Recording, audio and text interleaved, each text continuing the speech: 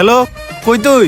আরে বেটা আমি কোচিং রুমের সামনে আছি। 30 সেকেন্ডের ভিতরে আমাদের বাসায় আয়। আরে বেটা একটু পরে কোচিংটা ছুটি দিব, আমি মাইয়াগুলা দেখে আইতাছি 1 ঘন্টা পরে। ওই কি হইছে, ডাকলি কে? তুই মাইয়ারে বিষয় করস, এই করস সেই করস, আকাম করস, তাও আমার বাপের সামনে ভালো হস কেমনে? আমার একটু বুঝা তো। আরে ভাই এমনি। আজকে তোর ভুল ধারণা ভাঙতে হইব। এনে 100 টাকা দিলাম, আমি যা যা কই তা তাই কই তুইব আমার বাপের সামনে। আচ্ছা বল কি করতে হইব? আচ্ছা শুন, কি কি করতে হইব বুঝছস? আচ্ছা ঠিক আছে চল, আরো 1 ঘন্টা পরে। আসসালামু আলাইকুম। ওয়ালাইকুম আসসালাম। আরে বাতিজা, কোন সময় আসছো?